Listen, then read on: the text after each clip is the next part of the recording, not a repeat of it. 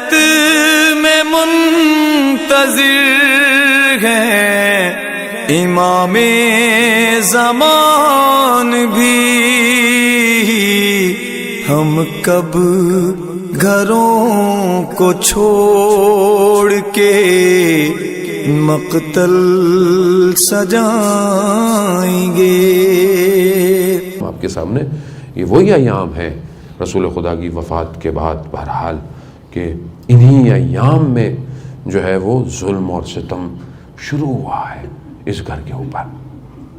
ہم بہرحال اپنی زندگی میں دیکھیں عزیزان محترم، ہم تو ظلم نہیں کر رہے کہیں اہل بیت پر، ہم تو نہیں کر رہے۔ کیا غم تھا اہل بیت کو؟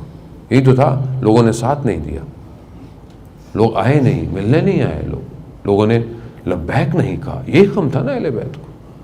اگر خدا نہ خواستہ آج میں بھی یہی کر رہا ہوں، میں بھی لبیک نہیں کر رہا، میں کیسے پہنچوں گا امام تک؟ عزیزان، امام ہمارے ساتھ ہے، نجف کا رہنے والا تھا، مریض تھا، بہت زیادہ بیماری تھی، سینے کی خاص بیماری تھی، اور اس فقیر ہونے کی وجہ سے، غربت کی وجہ سے ظاہر ہے کوئی رشتہ بھی نہیں ہوتا تھا۔ سنا تھا اس نے بہرحال علماء سے، بزرگوں سے کہ 40 جو ہیں وہ ہفتے مسجد سہلا میں کیے جائیں تو امام سے ملاقات ہو جائے گی، امام سے ملاقات ہو تو امام کو اپنا درد بیان کروں کہ بھئی یہ مشکل ہے، کیا کروں۔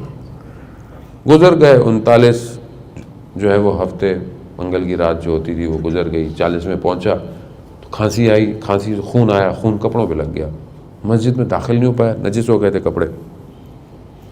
رات کا وقت تھا، اس نے مسجد میں دیکھا ویسے اندھیرا ہے، اس نے بولا آج 40 میں ابھی تک تو کچھ نظر ہی کچھ نہیں آ رہا، کیا ہوگا؟ تو اپنے ساتھ تھوڑی سی چائے یا قہوہ لے کے گیا ہوا تھا، رات ٹھنڈی تھی، وہیں بیٹھ گیا، دیکھا کوئی شخص چلتا ہوا نظر آ رہا ہے، تو اس نے بولا کوئی نہ کوئی قبیلے کا ہوگا، اب میرے پاس تو قہوہ بھی اتنا زیادہ نہیں ہے کہ میں اس کو کتنا پلاؤں گا۔ خیر وہ آیا، اس سے پوچھا فلانے قبیلے کے ہو، فلانے، ایک ایک کر کے سارے قبیلوں کو جانتا تھا۔ تو کہا تم میرے سے مذاق کر رہے ہو؟ مطلب کون، کسی بھی قبیلے کا نہیں ہو تو کون ہو؟ آنے والے شخص نے کہا چھوڑو، اس سے کیا فرق پڑتا ہے کہ میں کون ہوں، تم اپنی مشکل بتاؤ، تم کیسے یہاں بیٹھے ہوئے ہو؟ کہا میں آپ کو کیوں بتاؤں، آپ کون ہوتے ہیں؟ مگر اس شخص کے رویے کی وجہ سے اس کا دل نرم ہو گیا، بیٹھ گیا، باتیں کرنے لگ گیا۔ پھر کہا کہ چلے میرے ساتھ میسا میں تمار کی زیارت پہ، اور پھر حضرت مسلم کی زیارت پہ بھی کہا چلو۔ چلنے لگے تو وہ جو شخص تھا وہ وقت کا امام تھا جس کے لیے اتنی اس نے محنت کی تھی، کہا کہ تمہاری یہ بیماری دور ہو جائے گی، تمہارا رشتہ بھی ہو جائے گا، مگر تمہارا فقر ختم نہیں ہوگا۔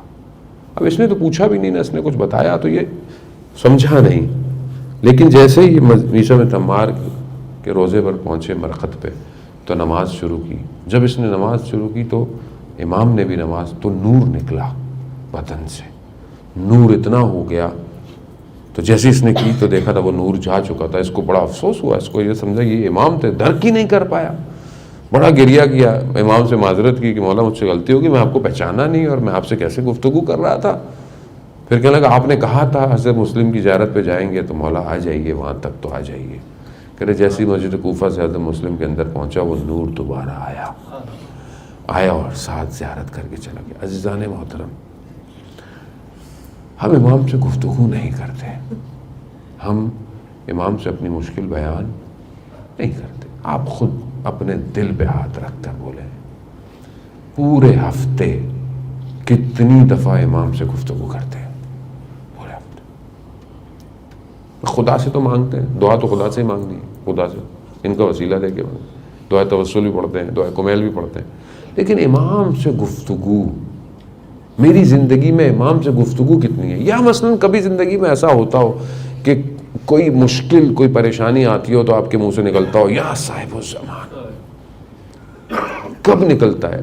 اگر ہم نے اپنے آپ کو اس قابل ایڈجسٹ نہیں کیا ہوا نا، تو جب تکلیف ہوتی ہے نا، تکلیف ہوتی ہے تو انسان کا جو اندر ہوتا ہے نا وہ باہر آتا ہے۔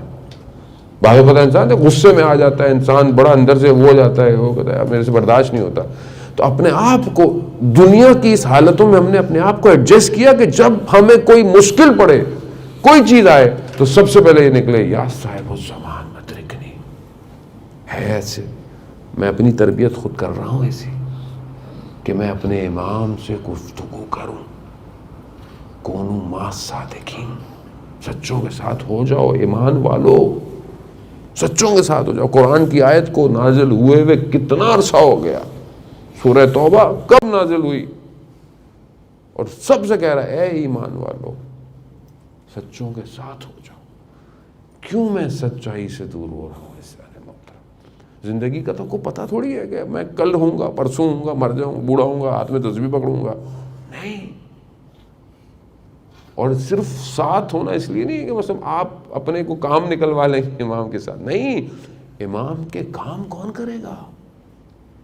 ہم تو بعض اوقات ائمہ کی جو بارگاہ میں جاتے ہیں تو کہتے ہیں کہ میرا کام پھنسا ہوا ہے. ٹھیک ہے، آپ کا کام کر دیتے ہیں، وہ سب کر دیتے ہیں، ان کے کوئی مسئلہ نہیں ہے، ان کے سب کی مشکل حل ہو جاتی ہے. مسئلہ یہ ہے کہ ہم امام کی نصرت کب کریں گے؟ کربلا میں جو آئے تھے وہ کیا امام سے کچھ لینے آئے تھے یا امام کو دینے آئے تھے؟ جو تھا ان کے پاس وہ تو سب چھوڑ کے آ گئے تھے. اگر انہیں کچھ چاہیے ہوتا تو وہ آتے کیوں؟ سعید، زہیر ابن کہن کہ جن کے اپنے خیمے لگتے تھے، اپنے کاروبار تھے، اپنے کاروان تھے، جب امام نے بلایا سب چھوڑ کر آئے.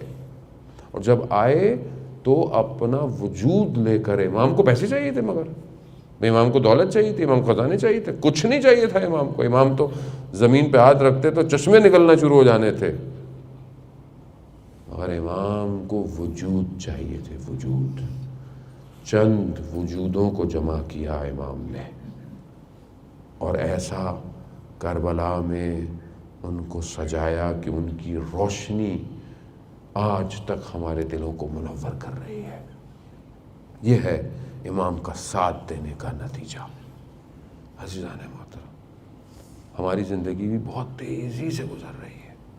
آئیے ہم بھی عہد کریں کہ بہرحال جو ایام میں ہم نے آپ کے ساتھ عزاداری، مولا آپ کی خاطر یہ کیا، آپ کی خاطر وہ کیا، ہم آپ کے ساتھ دینا چاہتے ہیں. عزاداری ختم ہو جائے، ایام ختم ہو جائے، لیکن آپ سے دوری نہیں ہوگی. عزیزان محترم، بہرحال آپ کی آنکھوں میں آنسو آئے، یہی آنسو پہلی شرط ہے کہ انسان بکا کرے، گریہ کرے. عزیزان محترم،